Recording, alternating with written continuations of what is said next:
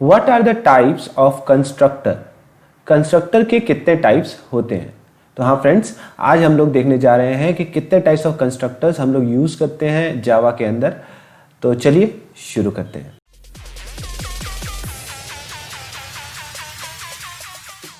Hello everyone, welcome to Programming Perception. I'm Amit Kumar and this is the 34th tutorial of our video series BlueJ for 10th. और आज के tutorial में हम लोग बात करने वाले हैं What are the types of constructor। हम लोगों ने अपने पिछले ट्यूटोरियल में कंस्ट्रक्टर का इंट्रोडक्शन देखा था। अगर आपने वो वीडियो अभी तक नहीं देखी है तो आप उसे अभी देख सकते हैं, ऊपर टॉप राइट कॉर्नर पे क्लिक करके। और अगर आपने उसे देख रखी है तो हम लोग आगे बढ़ सकते हैं। मगर आगे बढ़ने से पहले अगर आप चैनल पे पहली बार आए हैं और आपने इसको अब तक सब्सक्राइब नहीं किया है, या फिर आप चैनल पर अब तक आ चुके हैं और आपने अब तक सब्सक्राइब नहीं किया है, तो जल्दी से सब्सक्राइब बटन पे क्लिक कीजिए और बेल आइकन पे क्लिक कीजिए ताकि हमारे वीडियोस की नोटिफिकेशन आप तक समय से पहुंचे।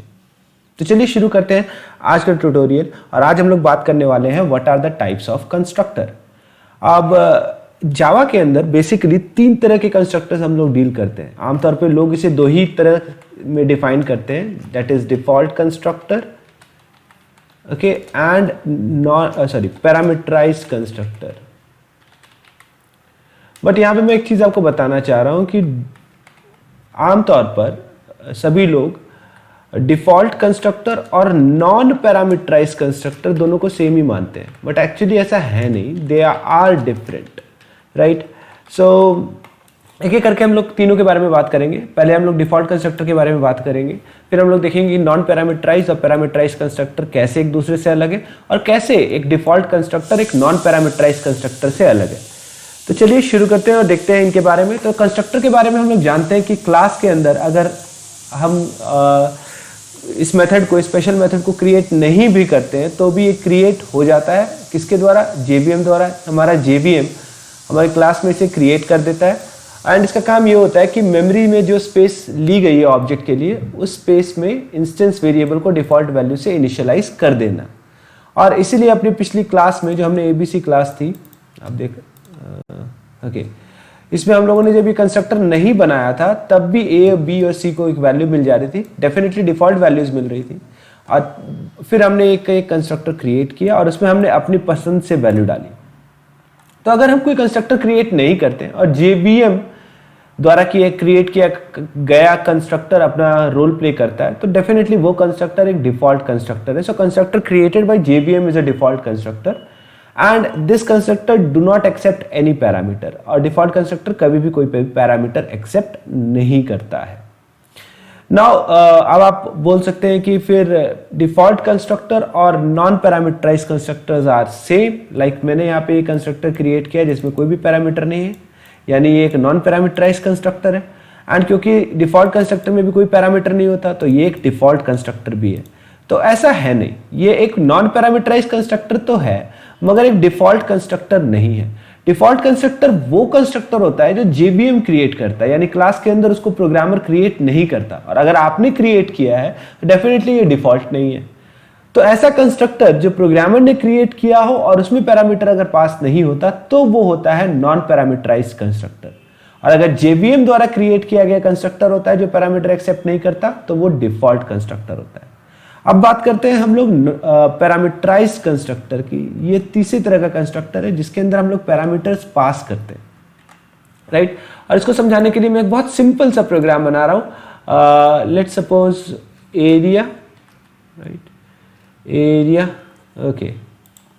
एंड इस एरिया क्लास के अंदर हम लोग एरिया कैलकुलेट करेंगे of rectangle okay.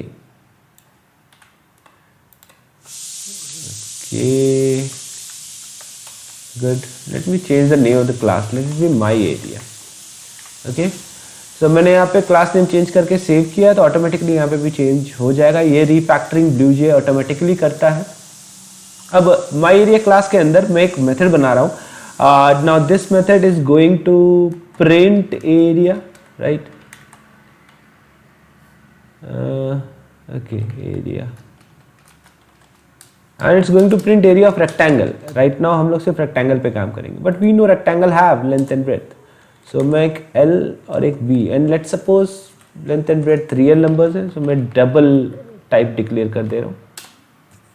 Okay, now definitely मेरे को इनपुट लेना पड़ेगा इंस्टेंस वेरिएबल में। अब मेरे पास कई ऑप्शंस है, मैं एक मेथड बना सकता हूं इनपुट नाम का, और उसके अंदर स्कैनर ऑब्जेक्ट बनाकर एल और बी में वैल्यू ले सकता हूं। मैं एक कंस्ट्रक्टर बना सकता हूं और ये सेम काम मैं कंस्ट्रक्टर में भी कर सकता हूं। ओके, या फिर मैं चाहता हूं कि इस क्लास का जो ऑब्जेक्ट बनेगा, माई एरिया का जब भी ऑब्जेक्ट बनेगा उस समय इस लेंथ और ब्रेड्थ की वैल्यू को पास किया जाए। सो मैं एक ऐसा कंस्ट्रक्टर बना सकता हूं जो पैरामीटर भी एक्सेप्ट करता है। फॉर एग्जांपल मैंने यहाँ पे माई एरिया नाम से एक कंस्ट्रक्टर बनाया और इसमें मैंने डबल टाइप 2 वेरिएबल बना दिए। मैं एल और बी बना सकता हूँ, बट फिलहाल मैं कंफ्यूज नहीं करना चाह रहा हूँ और इसलिए मैं एक्स और वाई बना रहा हूँ। मैं एल और बी बना करके भी आपको शो करूँगा। ओके, सो ये 2 पैरामीटर हो गए इस कंस्ट्रक्टर के, और ये पैरामीटर मैं एक्सेप्ट कर रहा हूँ। So this keyword I hope मैंने आप लोगों को बताया था, and if you don't remember मैं भी इसके बारे में दोबारा बताऊंगा। फिलहाल l is equals to X and b is equals to Y, and area method is going to calculate area and print area. So I'm just simply printing the area. I'm not calculating it right now. मैं भी calculate नहीं कर रहा हूँ and simply print कर रहा हूँ कि area is equals to and whatsoever area I have calculated. So that would be length into breadth. Quite good, right?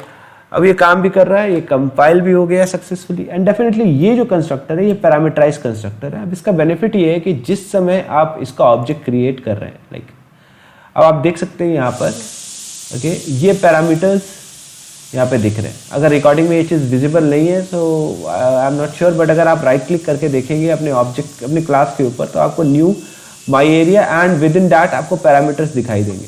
सो अब आप पैरामीटर पास करेंगे जब आप इस कंस्ट्रक्टर को कॉल करेंगे। तो सी है, जब भी आपने कंस्ट्रक्टर को कॉल किया आपको इस तरह से पैरामीटर पास करना पड़ेगा। फाइन, सो मैं 2 पैरामीटर पास कर रहा हूँ 2.5 and 3, okay sorry 3.5 and okay, and ये ऑब्जेक्ट क्रिएट हो चुका है। कंस्ट्रक्टर ने उन दोनों वैल्यूज को इंस्टेंस वेरिएबल एल और बी में असाइन कर दिया, और अब मैं सिंपली एरिया को कॉल करूंगा, so it will print me the area. So quite good. तो हम लोग इसी तरह से कंस्ट्रक्टर क्रिएट कर सकते हैं दैट कैन एक्सेप्ट पैरामीटर। अगर हम लोग ऐसा कंस्ट्रक्टर क्रिएट करते जो पैरामीटर एक्सेप्ट नहीं कर रहा है, फॉर एग्जाम्पल, हालांकि मैं कर सकता हूँ मगर अभी तक हम लोगों ने पॉलीमॉर्फिज्म नहीं कंप्लीट किया, तो मैं इसको कमेंट आउट कर रहा हूँ। और हम लोग ऐसा कंस्ट्रक्टर भी बना सकते हैं राइट, जो कुछ भी एक्सेप्ट नहीं कर रहा एंड वो एक डिफॉल्ट लेंथ एंड ब्रेड्थ ले रहा है। फॉर एग्जांपल हम मान लेते हैं कि अगर यूज़र अपनी तरफ से, ये कंपनी पॉलिसी है या आप रूल कह लो कि अगर यूज़र अपनी तरफ से लेंथ एंड ब्रेड्थ नहीं देता तो हम लोग लेंथ एंड ब्रेड्थ दोनों 2.5 ले लेते हैं। ओके, अगर यूज़र अपनी तरफ से कुछ देता है तो हम डेफिनेटली एक मेथड बनाएंगे जिसमें यूज़र पास कर सकता है, या फिर एक और कंस्ट्रक्टर बनाएंगे। We will see that after constructor overloading. मगर I hope after this video you would be able to distinguish between a non-parameterized and a parameterized constructor, and definitely बहुत सिंपल सा डिफरेंस है कि नॉन पैरामीटराइज कंस्ट्रक्टर के अंदर हम लोग parameter pass नहीं करते, पैरामीटराइज कंस्ट्रक्टर के अंदर हम लोग पैरामीटर्स पास करते हैं, and they both are created by the user और बाय द प्रोग्रामर इटसेल्फ। मगर अगर हम बात करें डिफॉल्ट कंस्ट्रक्टर की, तो ये भी एक ऐसा कंस्ट्रक्टर है जो पैरामीटर एक्सेप्ट नहीं करता, just like non parameterise constructor, मगर ये उससे अलग है क्योंकि डिफॉल्ट कंस्ट्रक्टर हम लोग क्रिएट नहीं करते, डिफॉल्ट कंस्ट्रक्टर जेवीएम द्वारा क्रिएट किया जाता है। कंस्ट्रक्टर के यूजेस मैंने पिछली क्लास में आपको बताए थे, तो जब कभी भी आप कुछ ऐसा काम करना चाहते हो जो क्लास का ऑब्जेक्ट बनते ही हो जाना चाहिए, तो आप वो सारा काम कंस्ट्रक्टर के अंदर कर सकते हो।